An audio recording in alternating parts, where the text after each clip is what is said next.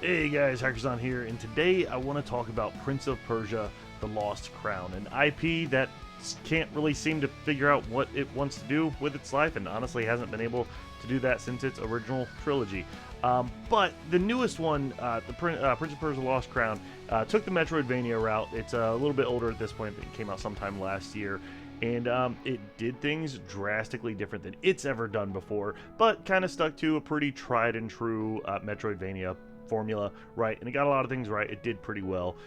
Cool. But we mostly want to talk about what it did differently, because it really does stand out. Is it the next Hollow Knight? Nah, probably not. But it did a lot of really cool things that you don't really see in Metroidvanias, especially while we're all kind of waiting for Silksong. Or even just the next great Symphony of the Night, right? Which some people might call Hollow Knight. But either way, it did a lot of cool things, man. And just to kind of put a little bit of lore to the IP here, and this is just from my experience, this is not from me Wikipediaing anything or anything like that. But the original trilogy, Prince of Persia, Sands of Time, up through Warriors Within, I think Warrior Within, which is the third one, don't remember the second one's name. They were more, I don't know, God of War-ish, especially because they were PS2 games back in the day, right? But they had some time power, right? Prince of Persia always revolves around time somehow in their magic, mythos, lore, whatever it is. So that's like one of the main constants, that and the fact that it's Persian, right? But the old ones were more God of War. It was, platforming, hack and slash, puzzle kind of combat. A lot of flexibility with puzzles, since you're doing time stuff and rewinding. You could even like rewind if you were gonna miss a jump or something. A lot of cool stuff right back in the day. Always stuff like, oh, find 5 treasure chests with this item in it, and then you get more max health or max mana or time power, whatever you want to call it, right? And those were like the original 3, right? Then I know there was another Prince of Persia that was on PS3. And it was weird. It was I kind of liked it. You were kind of like just trying to cleanse the world of like some corruption. It was more of like almost strictly a platformer than anything else. I believe there was some combat in it, but it wasn't very fleshed out. It was not like the primary premise of the game. It was more platforming in this whole world exploration. I got the platinum on it forever ago, but that was in the PS3 days, so I don't remember enough about it. Either way, we land now, right? There's probably some in-between titles too, but we land on Prince of Persia: The Lost Crown. Somebody picked up the IP and they said, let's do a Metroidvania. That's awesome. The cool thing about Metroidvanias is that there is a pretty static formula that will work, right? If you follow that formula and you want to theme it as whatever, whether it's dark fantasy, sci-fi, time magic, Persian time magic, bloody, gory, Dark Souls type theming, like whatever it is, if you follow the formula, you will have a good game, right? As long as you got good map design, you're trapping good progression and extra items behind, movement abilities that you'll get from primary bosses, all sorts of stuff like that, right? You have to have a good map for Metroidvania. If you follow that stuff, you're going to get it. You're going to have a good game. It's as simple as that, and then it's just about if people want to experience that kind of game within your world or your theme, right? So right out the gate, that's what it is, right? We're not going to dig too deep into that. It's just a good Metroidvania. The map is great. It was actually honestly a bit smaller. I think the Platinum Trophy only took about 25-ish hours, somewhere around there, give or take. Maybe a little more if you're slower, a little less if you're faster. So that's cool.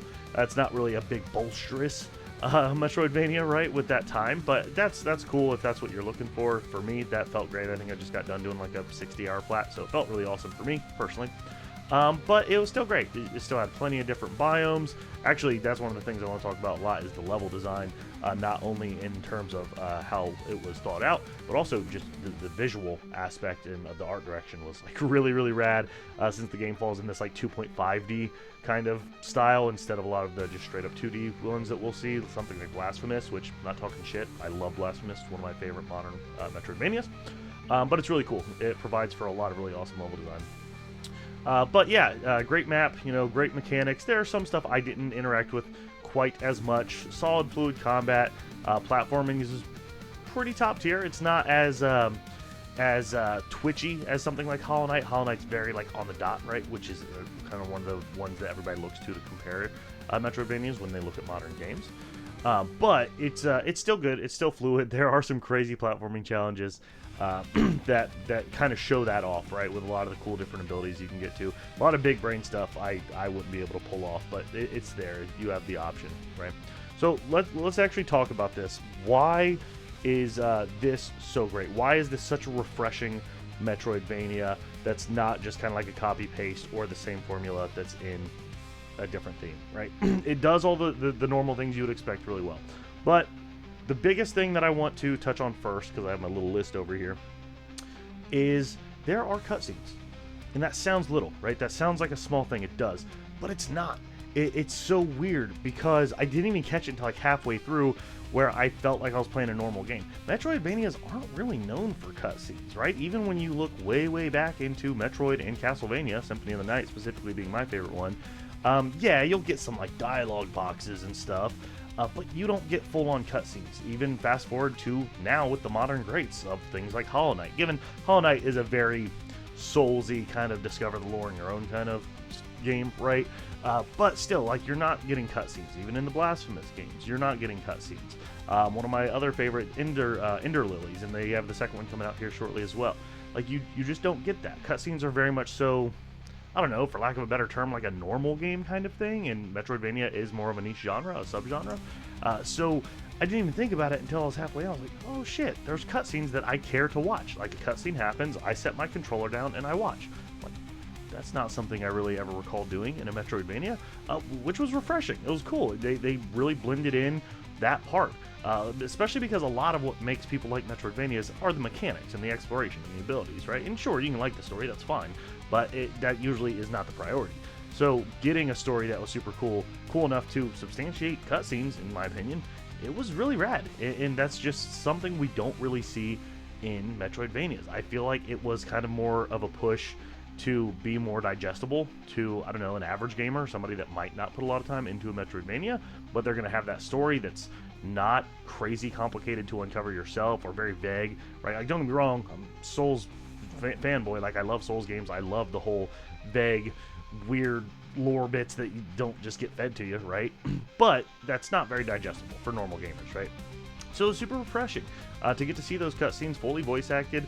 The voice acting was fantastic. Not the best in the world, but definitely not bad. It was pretty good. And it was all acted out with a story you care about. It actually kind of starts off really fast. I don't know how I cared for the intro, and I won't do any spoilers or anything in the video either, but you start off, you're in this group called the Immortals. You're just a bunch of badass warriors that can save the area, right? Cool, whatever. You start off, do a little tutorial, then you get into the actual game. Very shortly in, you find out some people have different motivations. This is the best way I'll say it without spoiling anything. And you kind of just start going from there, and then you start panicking, right? that's like the basic thing of like, oh shit, now I have a different motivation for what I'm trying to do. But you get a lot of that in cutscenes. Yes, there are just dialogue boxes as well, but a lot of full-on cutscenes. And to track to my second point that I want to talk about, it actually kind of goes hand in hand a little bit. It's strange. It is. It works really well. But a lot of the fights are like super bombastic, like anime style. Like, I was very much so getting like some Dragon Ball inspiration while watching some of these fights, because there will be a time where you defeat a boss like in engine, right? And then you transition to a cutscene, and then you have these like really loud, like comic book like stings and like, you know, knocking someone across the arena, and it's not at all what I was anticipating for a Metroidvania in a Metroidvania in general, but also specifically Prince of Persia, when yes, it's a magic based world, but I don't know, it usually keeps itself relatively grounded in seriousness quite a bit.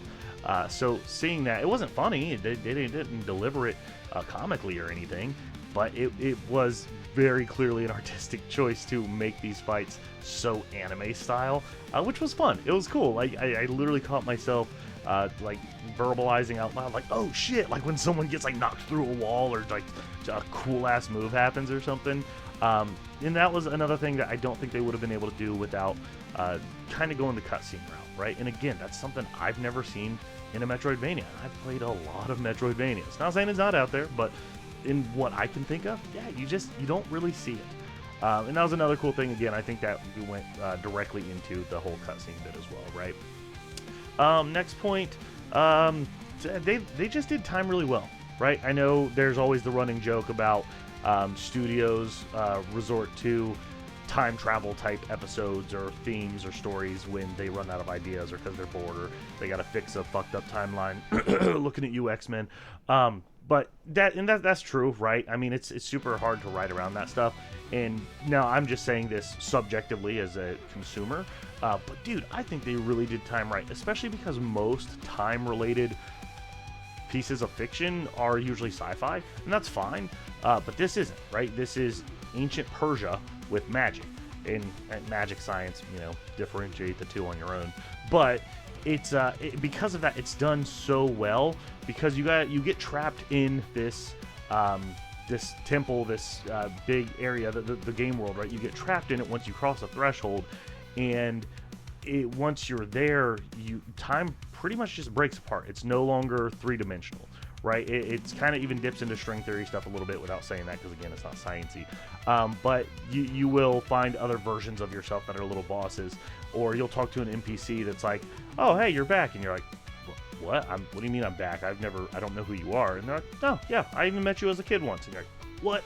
And then there's people talking about other versions of themselves, and then you're even gonna find some. I can't get into that too much because of spoilers, but you'll find like kid versions of people that are trying to change the path they're on. They'll talk about really awesome analogies about like a tree being the main path, and then you have all these branches, and which one are you on, and things like that. It's done really well. It's vague enough that it's interesting, but it's still given to you enough that you're like, oh, dude, that's cool, that's trippy, I totally get that. So it's not anything new that we've seen in terms of like time-related stories, but it's handled really well, and it's also nice just to see it in a fantasy setting versus sci-fi. Because again, magic feels like it needs explained less because it's magical. It is mysterious. People don't know how magic works, right? But when it's science, it's like, oh god, do you understand quantum theory and string theory enough to be saying that's like, whatever, bunch of stuff like that. So time was done super well. Really loved that. Like I listened to and read through all the dialogue options. I read a ton of the extra lore through the collectible items and stuff like that. And not a lot of games make me do that personally. So if you can do that with your world, that's super awesome. I really like that. Another really awesome bit of detail I just wanted to mention, and I'll try and make sure it lines up with the video as well. They paid attention to little details, so you can change your costume, your outfit, or skin, whatever you want to call it. And there's not like a ton of options, but there's some free DLC ones that they added in and stuff like that. And you can change it whenever you want. Cool, whatever. So you get to the first major boss fight that kind of sets the tone for the story, and we won't say what it is, but I had whatever specific outfit on. Cool, okay, sweet. And then because of all the time nonsense and you being able to get these time powers and stuff from the temple you're in, you end up going back to that fight, and you like do this cool, again, anime style like kick in, but it's so cool because you see your old self in the old outfit you were wearing. It's not like base outfit, but you're in whatever outfit you were wearing. I was wearing the Warrior Within one, and then the current modern you comes in whatever you're wearing then. It's small, it is, but it was really cool seeing that. I was like, holy crap, like awesome. It's two different me's, and they're respecting what my choices were at that time. So really cool, because a lot of that little detail does kind of carry along through the entire game. So it's just kind of like that craftsmanship, attention to detail kind of thing. And then on that note as well, all the abilities are really neat because they're all time related again. So when you look at like the wall or the dash, the animation is so good. It's an air dash, but you're actually like doing a wall run, and you can see the animation that you are running on a wall, but you're specifically going in between realities to run on this wall. Little stuff like that, right? It's just a normal air dash that every Metroidvania gives you, but it looks really good and it was executed really well. The combat, I personally wasn't a big fan. I feel like they tried really hard to make it a very engaging combat system, which is good. I mean, for those people that want it, that's not really what I look for when I'm playing a Metroidvania. Like, I'm okay with like Souls-like difficulty and trial and error and learning, but I'm not big into massive combos, like fighting game combos. When you actually do the training and you get new abilities, it'll teach you some of these, and it's pretty cool. Like, there's like some crazy juggle combos. You can wrap some of your time abilities in it, like charging up heavy charge attacks, and then you like make your clone holding it so you can like shoot it out twice. Like there's a bunch of cool stuff, but it's like big combo stringy, and that's fine. But more often than not, I was just kind of using abilities and mashing through like hack and slash type stuff, right? And it's fine either way. But the base combo is like kind of like a dashed kind of thing, and then if you try to attack off of your sprint or your dash, you do a different attack that made combat not as fluid as I would want it, but it was still great though. I mean, I still love the game. I still went through the whole thing, right? So combat might not be for everybody, but it's still worth going through just for the craftsmanship of the world, right? Two other primary things I want to talk about.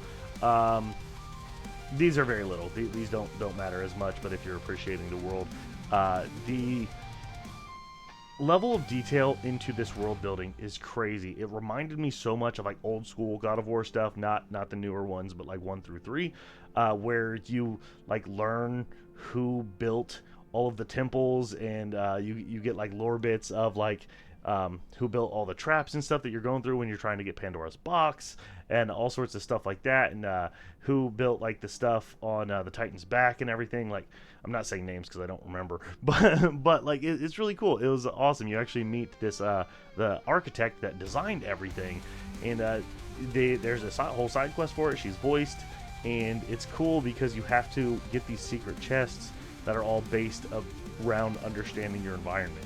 Like, I remember the first one I found on accident. I was just leaving like the hub area, and I saw like a platform for a chest. I was like, huh, that's strange. And then there were 2 statues, huge statues on each side, that they had bow and arrows like pointing towards each other, right? I was like, why not? I'll fuck around, and I just shot an arrow up there, and that did it. That triggered it. I was like, oh, wow, okay, cool. And that gave me a chest. And then there are, I want to say, 9 in total.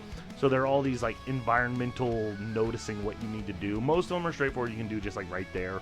There's one where it's like cut down all the blades of grass before they grow back, which is just like using your bow or just being fast. But then there are some that take a little bit more in terms of like what you need to do in the world. But it's still pretty awesome though. That just kind of goes into, again, more world building, and you get like a really cool reward when you finish out. Not like a tangible reward in the game, but she does give you, I think it's like a nice health upgrade or something like that. And then she gives you some dialogue that's actually, again, if you're caring about the story, it's actually really cool, especially because if you finish the story, you would already know her dialogue wouldn't matter. But if you're doing the whole completionist thing and getting things done before you do that, she gives you dialogue, and you're like, oh shit, what? No way. And like, that's so cool to come from a side quest about completion. That's really awesome, given that's also kind of what my channel's about. But still, that's super cool there too. And then the ending, obviously no spoilers. I'm not talking about spoilers. I do just want to note, out of everything I loved about this game, the ending wasn't bad, but my petty ass, if I wanted to get revenge on somebody, I would like get revenge on somebody and like, I don't know, make it brutal or cool or actiony. But like, that's not, it's, I don't know, it's honor and warriors and stuff, so keep that in mind. The ending was good, just not the way I wanted it to end. It was still super cool though. And outside of that though, level design, I might do a whole entire video on level design, but the level design is so good. Again, since it is 2.5D, you get a lot of like depth, and whether it's enemies coming from the front, the foreground, or the background coming out of different pieces that are gonna like move off. There's a sewer level that's a really great example of that. But more importantly, there is a section, biome, whatever you want to call it, of the map that is hands down the coolest map design and level design I've ever seen in a Metroidvania, and I'm probably not of all games ever, but like in a lot. Like it's really good because it's all time based. You literally go to the edge of the map and there is a storm raging on the ocean, but it's frozen in time. So getting up there, you are literally climbing into a humongous like tsunami style wave, but it's all frozen in time. It's so cool. And you can walk up against it, you can't go up it, so you gotta like jump over some like debris and stuff from ships. But just seeing it is so sick. And then as you progress through this area, same thing, like you get into like some of the ship's lower regions, and it's all like mid-destruction, frozen in time. You can walk on the water because it's frozen, and it just adds so much cool like awe as you're going through this area. Same thing, like because there's tons of obstacles and things that can kill you when you're platforming and doing levels. But there's frozen lightning. That if you touch it, that's just like touching spikes, right? And so it kind of creates like walls that you got to work around when doing platforming and whatnot. But that's really cool. And then partway through, you actually hit this like time ripple thing that actually brings it to life. And then after that, you can't walk on the water because it's moving again. And that's pretty sweet. That whole area is really awesome. I'll make sure to put some footage of it behind me while I'm talking. But I might do an entire video based on that because that's how impressive that level design was from an artistic standpoint, not so much from a mechanical standpoint. But it was literally one of the coolest things I can think of in gaming art design in the past, I don't know, at least 5 years, if not 10. So it was really awesome. I really loved Prince of Persia: The Lost Crown. If you are interested in getting achievements and trophies, it's not too bad. Like I mentioned earlier, maybe about 25-ish hours. It's relatively small for a Metroidvania, and nothing too crazy complicated. You can do everything on whatever difficulty you want. Nothing is missable. There is a point of no return that it tells you about. Even if you do that, you can still go back and clean everything up. So it's pretty straightforward. That being said, it's not that easy of a game. Even if you play things on easy, the combat and bosses are easy, sure, but the platforming and puzzle solving is pretty intense. Like, they are not going to hold your hand. It is definitely a game that's centered on challenging puzzles and thinking about how the different time stuff works. So it's pretty cool. It is a little bit on the challenging side, and then you also have some optional challenges that came in the form of free updates. For any Hollow Knight fans, if you guys remember the White Palace, how that was all just platforming nonsense to like get through, right, as an obstacle course basically. They have a bunch of those, and those are cool. Those offer a really awesome skin reward as well if you do them all. Not required, they're all free. You also get some boss rush stuff, again, not required. Those are all part of free updates, but you can do those if you want, just to give some more flexibility in how you want to look while you play the game and things like that. So those are my thoughts on Prince of Persia: The Lost Crown. Really loved it. Definitely pick it up, especially if you can grab it on sale. I got it for 20 bucks. Easily worth it, hands down, for sure. Hopefully this tided me over until Silk Song, although I know we have the second Ender Lilies coming out here soon too, so I'm stoked for that one. And yeah, let me know what you guys think in the comments below. If you guys want to see more videos and more content like this, where we just kind of chat out about the games after 100% them, let me know in the comments below what you want to see content on, and we'll go from there. Thanks so much, guys. See you on the next one. Love you now. Bye.